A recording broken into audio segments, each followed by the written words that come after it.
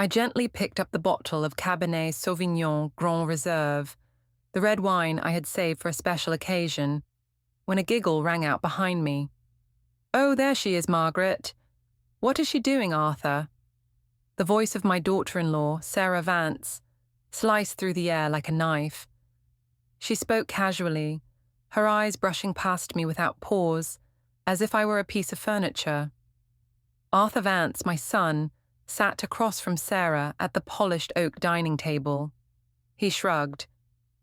"Probably doing her duties," he said curtly, eyes glued to his phone, not even sparing me a glance. The soft jazz I had played since the beginning of dinner suddenly became a grating noise, shrill and intrusive. A flush of heat crept up my spine. "Margaret." The maid. I stood there, wine bottle still in hand, trying to take deep breaths. The aroma of the roasted turkey, the dish I had spent the entire morning preparing, suddenly became suffocating. My heart pounded, not from exhaustion, but from a strange, stabbing sensation growing inside my chest. I stared at Arthur's shoulders, those broad shoulders I had cradled through feverish nights, through nightmares, when he was just a boy. Now, they felt like they belonged to a stranger. "What are you doing here? I thought you were finished already," Sarah said, sipping from her wine glass, squinting slightly as she looked at me. I felt my lips move, trying to form words, but nothing came out. I wanted to scream. "I am Arthur's mother, and I am the owner of this house." But the words caught in my dry throat. I simply stood there, motionless, a 65-year-old woman with graying hair and calloused hands, worn from decades of building this family. Arthur finally looked up, his empty eyes passing over me. "Mum? What are you doing?" "We're having dinner," he said, irritation in his voice, as if my presence was an inconvenience. I was pouring wine," I replied, my voice trembling, hoarse and unfamiliar even to myself. Sarah burst into mocking laughter. "See, Arthur. She's our unofficial maid. Doesn't she know her duties?" The room filled with her laughter. That laugh, combined with Arthur's indifference, felt like a punch to my heart. I no longer felt like a mother, a grandmother. I felt like a shadow in the very house I had built with sweat and tears. I felt myself drifting away. A strange, terrifying sensation. Sarah and Arthur's words echoed in my mind like a cruel symphony. Unofficial maid. Doesn't know her duties. I stood there, frozen, as if their words were clawing at my flesh. Slowly I turned and placed the bottle of wine on the kitchen counter. My hand trembled, nearly letting it slip. From the dining table came the clinking of cutlery, soft conversation, life going on as if my pain were invisible. They didn't even realize I was breaking. "Margaret, are you done yet?" Sarah's voice called again, this time more impatient. "We'd like dessert." I didn't respond. I couldn't. My throat felt constricted. I stood still, back turned to them, struggling to breathe evenly. "What's wrong? Is she okay?" Arthur asked Sarah, his voice tinged with annoyance. "Who knows?" Sarah replied, her fork tapping her plate again. "Probably tired after her hard day of work. She's old after all." A flush of heat rose to my cheeks. "Old? Yes, I'm old, but it's the age of a woman who spent her life raising you, Arthur." I wanted to turn around and shout that in his face, but my feet wouldn't move. I walked into the living room, where soft yellow light bathed the family photos. I looked at the wedding photo of me and Robert, my husband, who had passed away 5 years ago. My smile in that picture was so bright, so full of hope. "Mum? What are you doing? Are you okay?" Arthur's voice called out from the table, uncertain. I didn't answer. I didn't want to face his empty, emotionless gaze. I stared at a picture of Arthur as a little boy, perched on Robert's shoulders, both smiling radiantly. Memories flooded back. Nights I stayed up caring for Arthur when he was sick. The years I worked tirelessly to buy this house and raise him. All of that sacrifice now repaid with contempt. Then Sarah chimed in, her voice laced with mockery. "She's just fishing for attention, Arthur. Old ladies do that, always putting on a show to get noticed." My hand clenched around the picture frame. Her words were needles stabbing into my heart. I felt crushed. Tears silently rolled down my cheeks, soaking my blouse. I cried without a sound, just quiet tears falling, each one carrying years of pain. I had heard stories like this, about elders being disregarded by their children, but to live it. The pain was unimaginable. It wasn't just sadness, it was emptiness, pure and complete. I felt like a ghost in the house I had devoted my life to. No one understood. No one cared. I walked down the hallway, my footsteps echoing through the stillness. I paused in front of Robert's study. The room was just as he had left it. Stacks of old books, the faded oak desk. I opened the desk drawer and found his old wallet. Inside was a small photo from our honeymoon in Hawaii. Robert's gentle smile, the way he always looked at me with such tenderness. I could almost hear his voice again. "You are the pillar of our family, Margaret. I don't know what I'd do without you." I clutched the photo tightly. Robert was gone now, and I was no longer the pillar of anything. Who am I? What am I in this house? The question rang in my mind. That night I couldn't sleep. I lay in bed staring at the ceiling, faint streaks of light from the street lamp stretching across the plaster. I'm a ghost, an unofficial maid in my own home. Sarah and Arthur's voices circled endlessly in my head. Each word, each sentence, another blade slicing into my heart. The next morning, I woke before dawn. The house was still and silent, a silence that devoured sound. I went to the kitchen and made myself a cup of coffee. The rising steam blurred my vision. "Mom, you're up early." Arthur's voice startled me. He stood in the kitchen doorway, rubbing his eyes, annoyed at the noise. I turned, forcing a smile. "I couldn't sleep," I said. "What are you thinking about now?" he asked, still groggy. "Are you about to make breakfast again?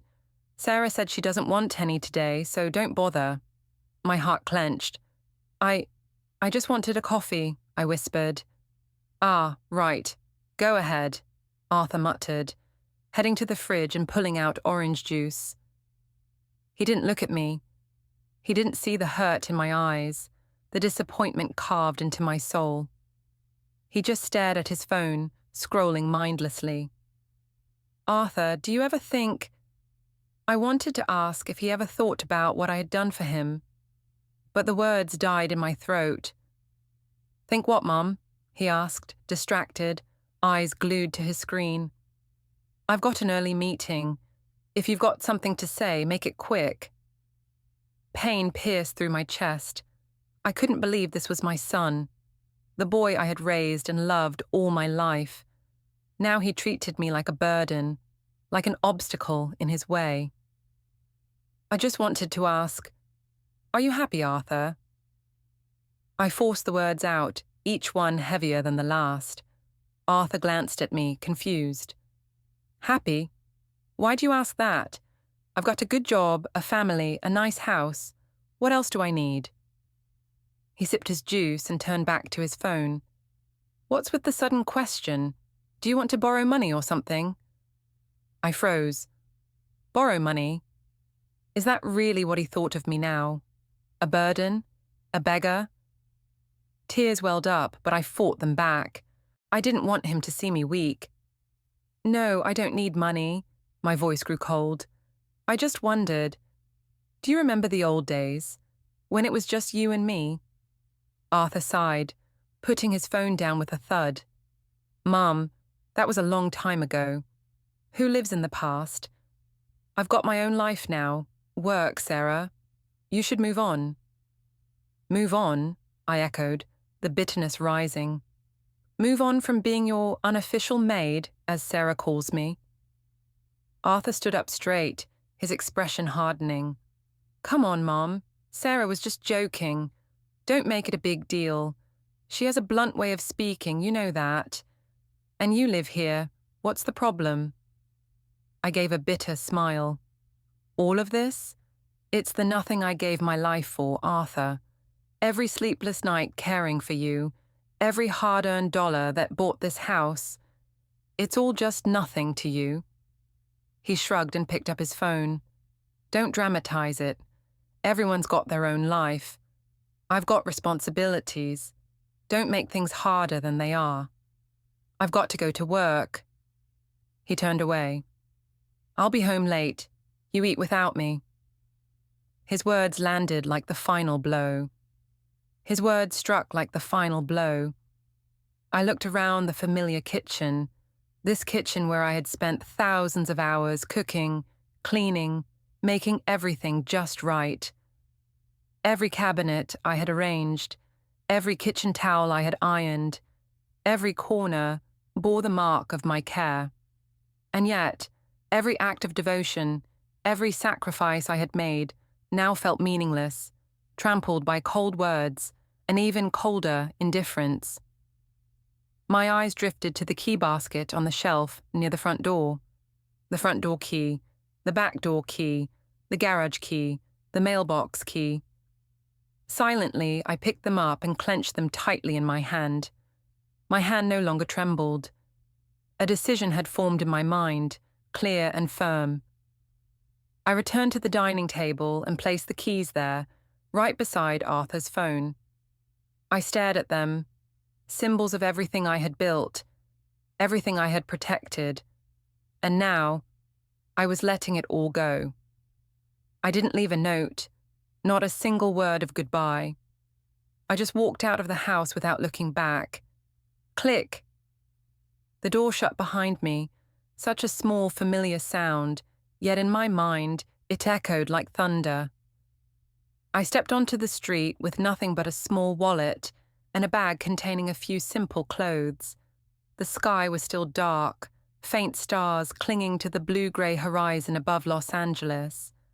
A strange sense of release washed over me, mixed with fear of an uncertain future. Good luck with the mortgage, I muttered, a bitter smile curling on my lips as I walked away.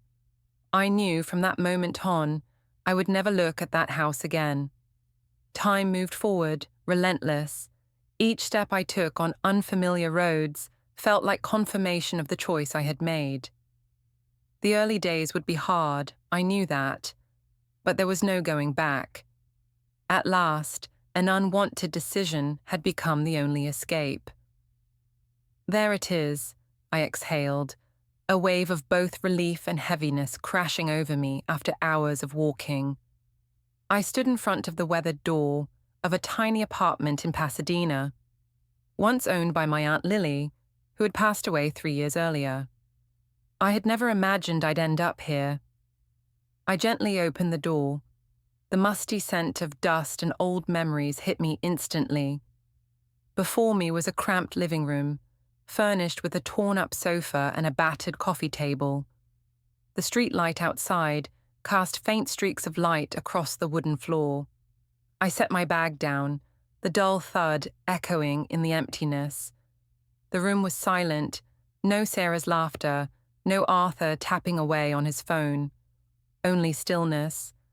It wasn't instant freedom. It was an empty space waiting to be filled.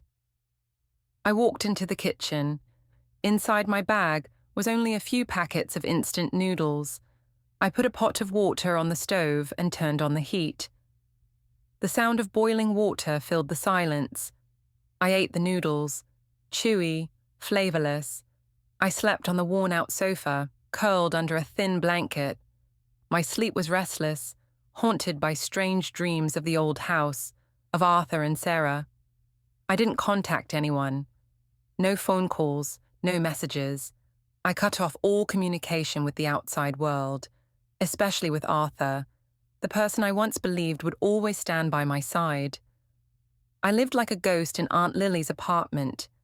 Each day passed like the last. Wake up, eat noodles, stare out the window from the sofa, sleep again.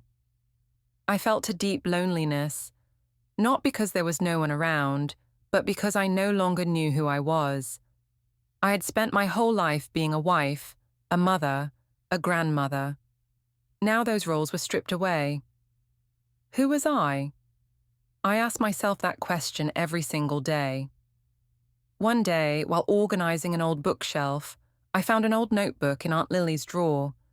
The cover was yellowed with age, but the pages inside were still crisp and blank. I picked up a pen and began writing down my thoughts, emotions I had never dared to voice.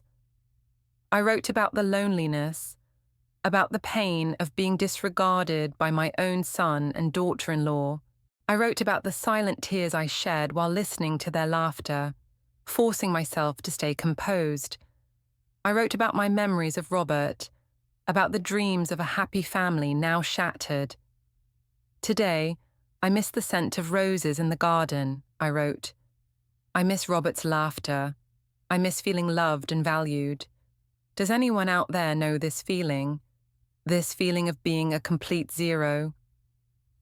Each line was a piece of my pain, a piece of my disappointment, but also a piece of healing. I wrote endlessly, as if the words themselves could stitch my heart back together. After writing for a while, I continued tidying up the apartment. By chance, I found an old wooden box under Aunt Lily's bed. It was locked tightly. I discovered a tiny key hidden beneath a loose brick in the fireplace. Aunt Lily always had little secrets, I murmured with a faint smile. I inserted the key into the lock. A dry click echoed through the stillness. Inside were old letters, faded photographs, and then I found a stack of documents bound together. I picked them up, my heart pounding, a strong feeling of unease rising in my chest. Something wasn't right. I read each line, each word, my eyes glued to the worn paper. St. Mary's Hospital, Los Angeles, August 14th, 1960. That was the day Arthur was born. I kept reading, every word like a knife cutting into my mind. Record discrepancy. 2 baby boys born on the same day. Mother's name, Eleanor Vance. Mother's name, Margaret O'Connell. My head spun. No, this can't be real, I whispered, my voice cracking. I read it over and over, unable to believe it. A hospital mix-up. Arthur was not my biological son. My real son, Michael, had been switched and given to another woman. I looked at a small photo tucked inside the documents, a boy around 5 years old, with big, sparkling eyes. Michael O'Connell, his name printed clearly on the records.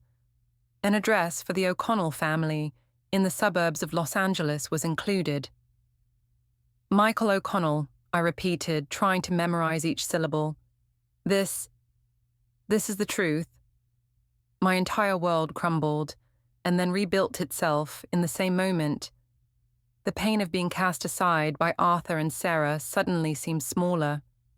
This horrifying truth was also a flicker of hope. I had another son, a son I had never known.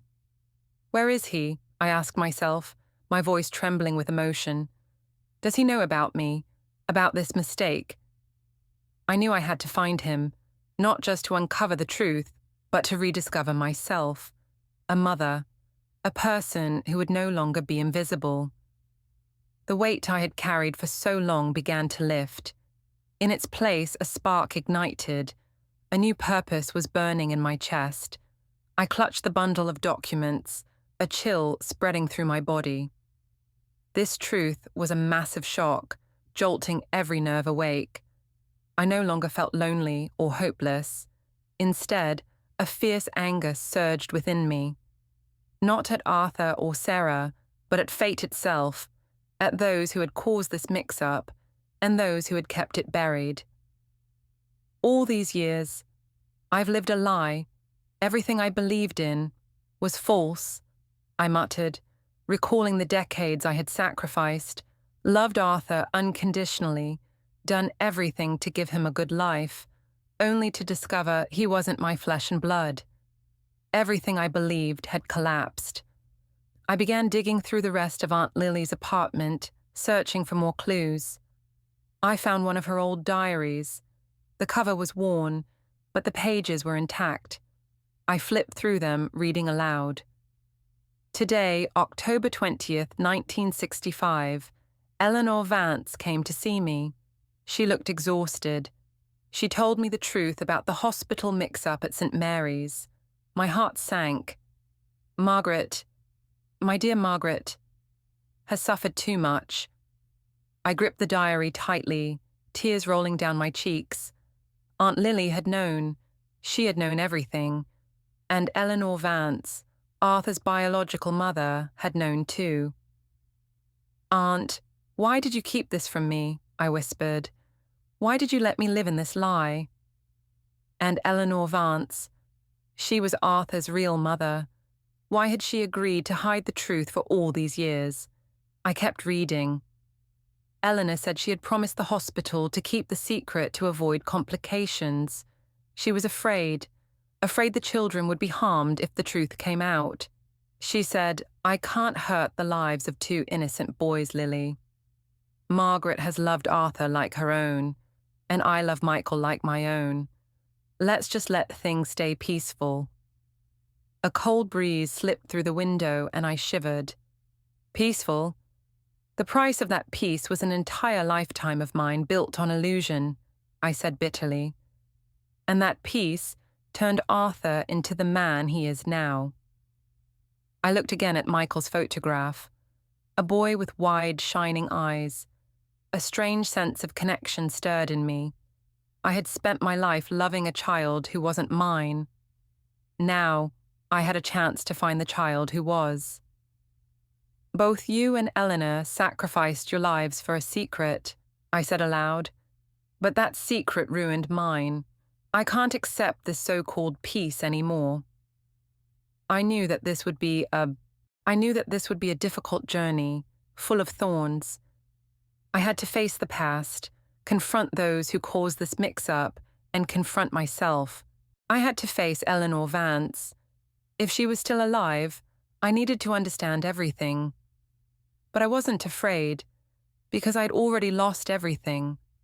Now, all I had left was hope.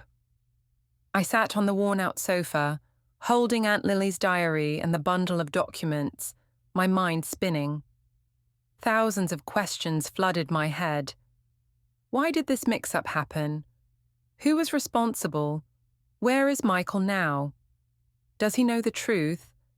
And Eleanor Vance, Arthur's birth mother, where is she now? What did she do after discovering the truth? I can't sit here any longer, I told myself, standing up. I have to find Michael. I have to uncover everything. And I have to understand why Eleanor Vance kept silent all these years. I started making a plan.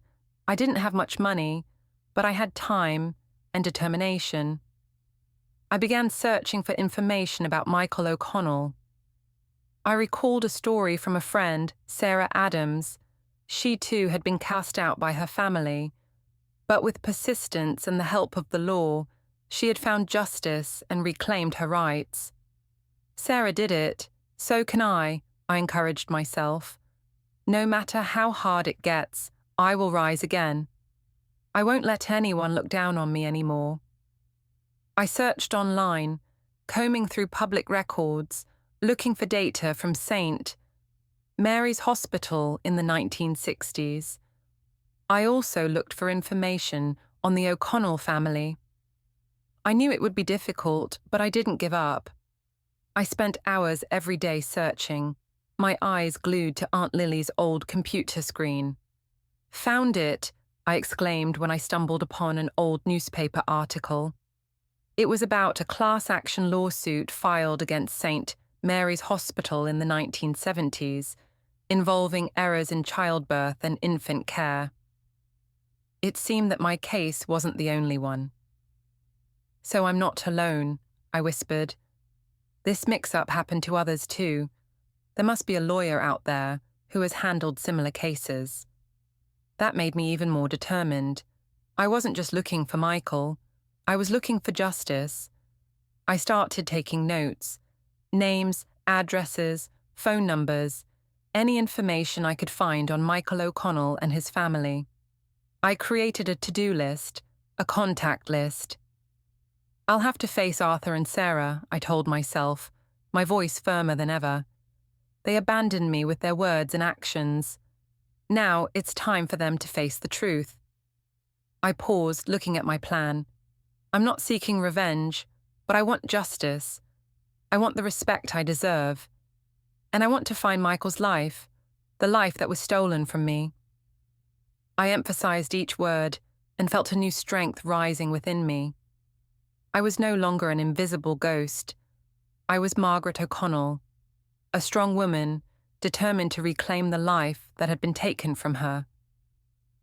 After weeks of searching, after countless sleepless nights buried in old records and hesitant phone calls, I was here, sitting in this cafe, waiting for Michael O'Connell. The cafe door chimed softly, ding, as a man with dark hair, deep blue eyes, and a gentle smile, one I had never seen but that felt strangely familiar, walked in. I looked at him, and a jolt ran down my spine. He looked like me, just a little, especially the eyes. He glanced around, his gaze landing on my table. "Are you Margaret?" His warm voice made my heart pound in my chest. My hand tightened around the cold cup of coffee. Each heartbeat felt like it might burst free from my chest. I stood, my hands trembling. A mix of fear, anticipation, and relief crashed over me. "Yes, I am," I replied, barely able to speak, but trying to steady my voice. We sat down at the table. I didn't hesitate. I handed him the bundle of documents I had carefully prepared, yellowed pages that carried a life-altering secret. "I know this is going to be hard to believe," I said, my voice breaking, "but I'm your biological mother." Michael took the documents, his eyes scanning each page. His expression changed.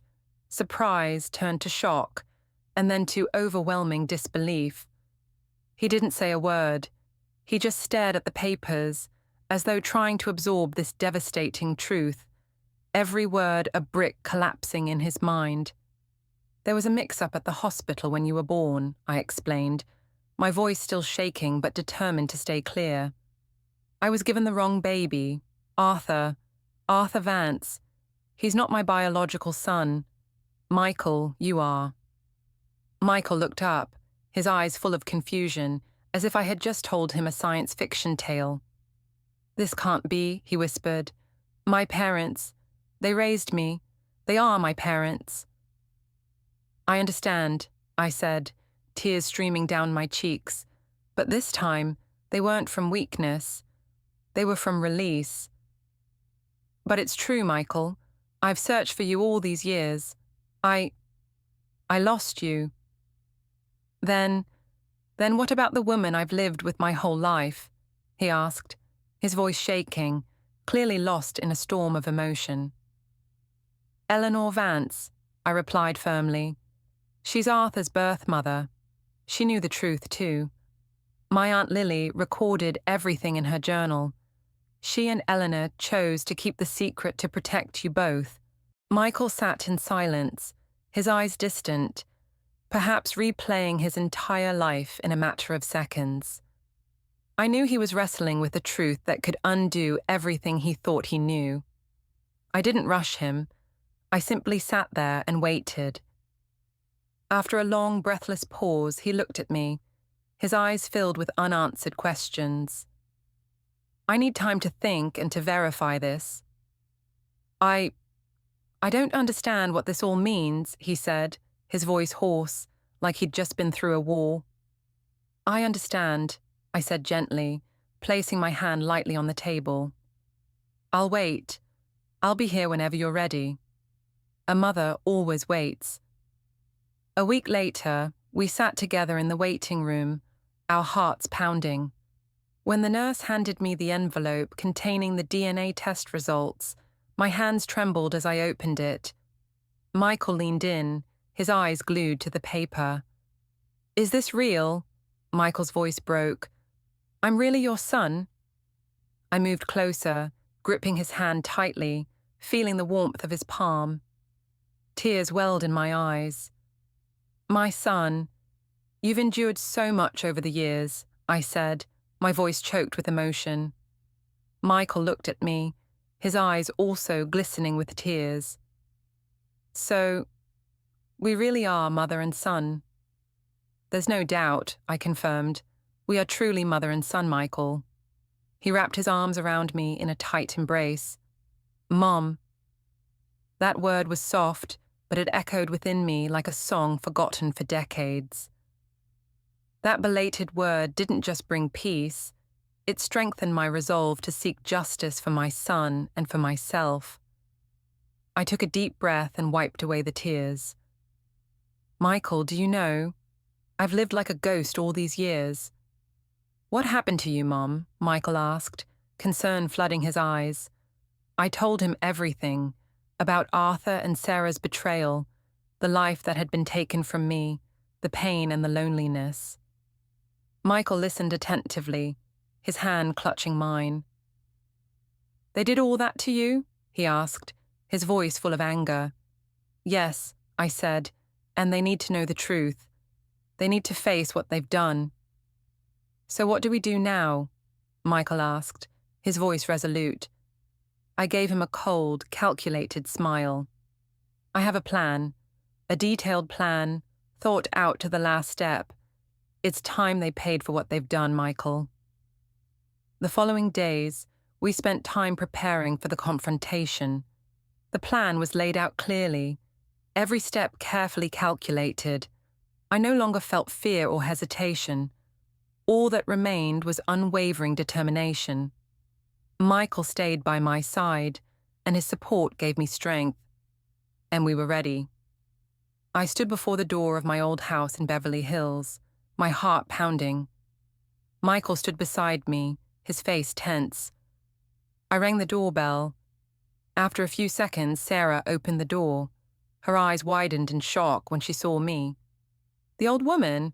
What are you doing here?" "I came to talk to Arthur, and to you," I said firmly. Arthur appeared behind Sarah, a scowl on his face. "Mom, what do you want now?" I said nothing as I stepped into the house, Michael following behind me. We stood in the middle of the living room, the very place where I had once felt invisible. Now I was no longer a ghost. I was Margaret, and I was here to reclaim the truth. "I have something to say to both of you," I said, my voice echoing through the room. "A truth I've kept hidden for many years." I handed Arthur the folder. "Read it."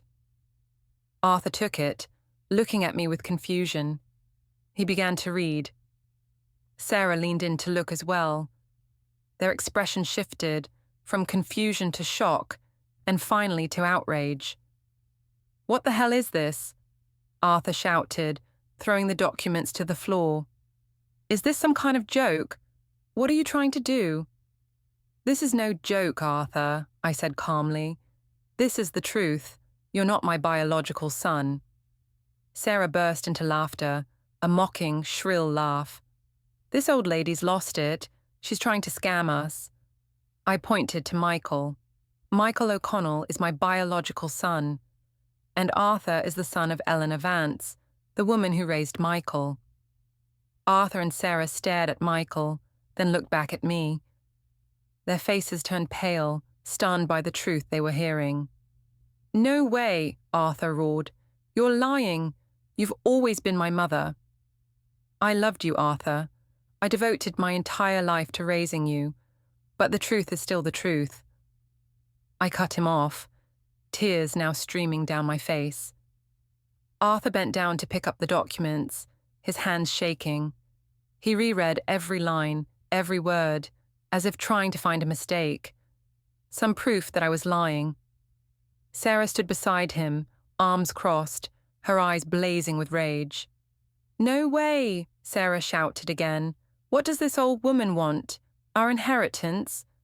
To destroy our family?" I was taken aback, but strangely calm. "I don't want anything. I only want the truth. I want him to know who he really is. And I want you to know who I am." Michael stepped forward, his expression firm. "I've verified everything. What Margaret says is true. There was a mix-up at St. Mary's Hospital on the day Arthur and I were born." Arthur looked at Michael, his eyes full of hostility. "Who the hell are you? Who are you to say these things?" "I'm Michael O'Connell, the biological son of Margaret O'Connell." "How ridiculous. The son of our maid claims to be her son. She's completely lost it." Sarah laughed again, a shrill, piercing sound. "Enough, Sarah," I snapped, my voice ringing through the room. "You've insulted me enough. You've disrespected me enough. I'm not your maid. I am Margaret O'Connell, and I am the owner of this house." I turned to Arthur, looking him directly in the eye. "You abandoned me, Arthur. You let your wife humiliate me. You treated me as if I were worthless. But I am not invisible. I am your mother, and I deserve respect." Arthur stood frozen, eyes wide. He looked at me, then at Michael, then back again. A flicker of recognition, of regret, flashed across his face, but it disappeared quickly, replaced by anger. "What are you trying to do, Mom? Are you trying to get revenge? To ruin my life?" His question caught in my throat. "I don't want revenge, Arthur. I only want justice. I want you to face the truth." Sarah jumped in, her face red with rage. "What is she doing? She's trying to tear our family apart. She's a fraud." "I'm not a fraud, Sarah, and you have no right to say that to me," I said sharply. I turned to Michael. "Let's go, son," I said. "We don't need to stay here any longer." Michael nodded. We turned our backs on Arthur and Sarah. I stepped out of the house, feeling a strange sense of freedom. I had faced them, I had spoken the truth, and I felt like I had found myself again. A month later, I was sitting in my new apartment, gazing out the window where green treetops swayed in the breeze. Michael was in the other room, talking on the phone, his voice serious. "Yes, we have all the evidence. These records from St. Mary's Hospital and Aunt Lily's journal testimony. We believe this wasn't an isolated case," I overheard Michael say. He was speaking with a lawyer. "We had begun a class action lawsuit against St. Mary's Hospital." A few days later, I was watering small flower pots on the balcony when the phone rang. It was an unknown number. "Hello, this is Margaret O'Connell," I answered, my voice slightly hesitant. "Hello, Mrs. O'Connell. This is Susan from ABC News." A woman's voice came through. "We've heard about your lawsuit involving St. Mary's Hospital. Would you be willing to give us an interview?" My heart pounded. The news had spread quickly. "An interview?" I stammered. I need to think about it." "Of course," she replied, "but this is a story the public deeply cares about, Mrs. O'Connell. They deserve to know the truth." I hung up, my heart heavy. I knew I couldn't hide forever. The truth would have to be revealed. Soon after, the pressure began mounting on Arthur and Sarah. I didn't witness it firsthand, but I heard bits and pieces from Michael and from news segments I happened to catch on TV. One evening, Michael visited me, looking solemn. "Mum, I just heard. The bank is closing in on Arthur's mortgage," he said. I set my teacup down. "Really?" "Yes," Michael nodded. "They've been having serious financial trouble since the lawsuit became public. Sarah lost her job at the ad agency, probably because of the scandal." I stayed quiet. Part of me felt sad, but another part felt nothing. I used to worry for them, used to ache for them, but now I felt only emptiness. They're also being hounded by the media. Reporters are constantly outside their house. Arthur and Sarah's children. They're suffering too. My heart twinged slightly. Innocent children, just like you and Arthur once were. Arthur, surrounded by gossip and criticism, became more and more isolated. I could imagine him now, hiding in that broken house, drowning in despair. I took a sip of tea. Then they're facing the consequences of their actions. Michael looked at me, his eyes full of understanding. Don't you feel satisfied, Mum? I looked him straight in the eyes and said, It's not satisfaction, son. It's justice. Life always comes with a price, Michael. And sometimes, that price is very high. My life was entering a new chapter. Michael and I spent more time together. We shared stories about our lives, about the years we had lost. I learned that Michael was a kind, thoughtful, and very talented man. He had lived a happy life with the Vance family, but he had always felt a void inside. I always felt like something was missing, Michael once told me. Like there was a puzzle piece gone from my life. Now I found it. We decided not to pursue legal action against Eleanor Vance. She had passed away a few years earlier. I understood that she had acted according to what she believed was best for both children. I no longer felt anger or resentment, only peace. I sold Aunt Lily's apartment. I bought a small, lovely house in a seaside town near Michael. The house had a little garden where I could grow the roses I loved. I lived a simple, peaceful life. I spent my days reading, gardening, and being with Michael. I was no longer an invisible ghost. I was Margaret O'Connell, a woman who had found herself again. I had learned that no one has the right to make you invisible. Sometimes, to be seen, you have to step out of the shadows and take control of your life. I sat on my porch, watching the sunset over the Pacific Ocean. The sea breeze blew gently, carrying the salty scent of the ocean. I felt a deep sense of peace within me. Michael sat beside me, telling me about his work. I listened, my heart full of love. I had found my biological son, and I had found myself. I thought about everything that had happened, about the years I lived in invisibility, about the pain of being cast aside. But I also thought about the journey of awakening, about the courage I had found within myself. No one has the right to make you invisible, I whispered, as if speaking to myself. Sometimes you have to let go to be seen and let go to be free. I had let go of the old house, let go of expectations about Arthur, let go of the pain of the past, and I had found freedom. I had discovered my own worth, not through what others thought of me, but through what I knew about myself. If you ever feel abandoned, unappreciated, remember, you deserve to be loved and respected. This life is yours, and you have the right to live it fully, not to be forgotten. The sun slowly dipped below the horizon, painting the sky red. I smiled. My life had turned a new page, and I was ready for whatever came next.